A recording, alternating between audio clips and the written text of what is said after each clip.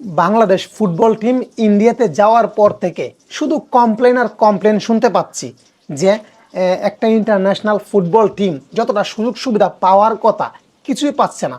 তারা যে হোটেলে উঠছে সেই হোটেলে নাকি ওয়াশরুম নাই।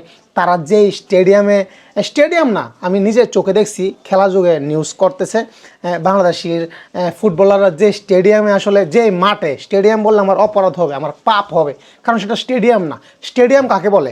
স্টেডিয়ামে ফ্লাড লাইট থাকবে, অনেক ভালো সুযোগ সুবিধা থাকবে, কিন্তু একটা কলেজের মাঠ যেখানে ফ্লাড লাইট তো দূরের কথা, কিচ্ছু নাই। তো একটা ন্যাশনাল ফুটবল টিম যতটা সুযোগ সুবিধা পাওয়ার কথা, বাংলাদেশ ফুটবল টিম নাকি কিছুই পাচ্ছে না। এবং ভারতীয় টিম মূল যে স্টেডিয়াম যেখানে খেলা হবে সেখানে নাকি প্র্যাকটিস করতেছে।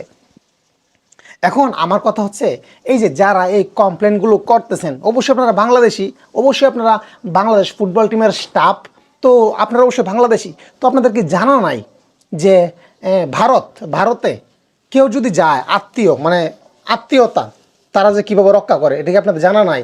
যে ভারতে কেউ যদি যায়, প্রতিবেশী আত্মীয় স্বজন গেলে কি জিজ্ঞেস করে?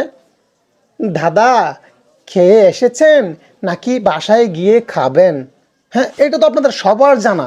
হ্যাঁ, ভারতের সংস্কৃতি, তাদের ঐতিহ্য, তাদের ইতিহাস, এটা তো আপনাদের জানা। হ্যাঁ, যে যেখানে মানুষ গেলে, আত্মীয় গেলে, তারা আত্মীয়তা এইভাবে করে যে খেয়ে এসেছেন নাকি গিয়ে খাবেন।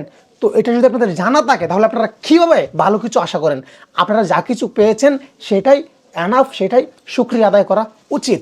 বাইরে এটা তো আর বাংলাদেশ না। হ্যাঁ, পৃথিবীর বুকে এমন কোনো ন্যাশনাল টিম তো দূরে থাক, পৃথিবীর বুকে কেউ কখনোই বলতে পারবে না যে বাংলাদেশে এসে অপমানিত, অসম্মান।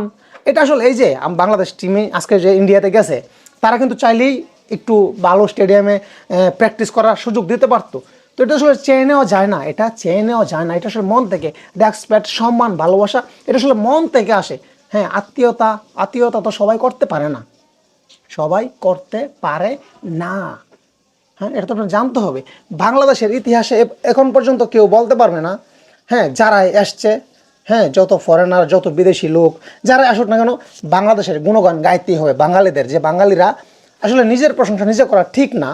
হ্যাঁ, আমি আসলে কম্পেয়ার করতে চাই না ওই দেশের সাথে। ওই দেশের এক একটা দেশের কালচার এক এক রকম হবে, এক একটা দেশের কালচার এক এক রকম হবে, এক একটা গ্রামের কালচার এক এক রকম। আজকে এটা একটা গ্রাম, এটা একটা গ্রাম, এই গ্রামের মানুষগুলোর আচার আচরণ, ব্যবহার, কথা বলার স্টাইল একরকম, এবং এই গ্রামের মানুষের অন্যরকম। গ্রাম বাদ দিলাম, এখানে দুইটা বাড়ি, এটা একটা বাড়ি, একই গ্রামের ভিতরে দুইটা বাড়ি, এই বাড়ির মানুষগুলোর আচার আচরণ একরকম, এই বাড়ির মানুষগুলোর আচার ব্যবহার, চলাফেরা স্টাইল অন্যরকম। তো এই বাড়ি এবং এই বাড়ি একই গ্রামের মধ্যে যদি দুই রকম পার্থক্য হয়, তাহলে দুইটা দেশের মধ্যে অবশ্যই পার্থক্য হবে। এটা কিন্তু বাস্তব, পার্থক্য হবে। তো আসলে আমি এটাই বলতে চাই, বাংলাদেশের ফুটবল টিমের সাথে যে স্টাফগুলো আছেন, ফুটবলাররা আছেন, আপনাদের জানতে হবে, যেখানে যাওয়ার পরে তারা জিজ্ঞেস করে যে খেয়ে এসেছেন নাকি গিয়ে খাবেন, তাদের থেকে আপনারা এর চেয়ে ভালো কিছু আসলে পাবেন না, আশা করা যায় না। আপনারা যা পেয়েছেন এটাই অনেক কিছু। তো হ্যাঁ, ভালো থাকবেন সবাই, ধন্যবাদ। আবার কথা হবে অন্য কোনো একদিন, অন্য কোনো এক ভিডিওতে। ধন্যবাদ।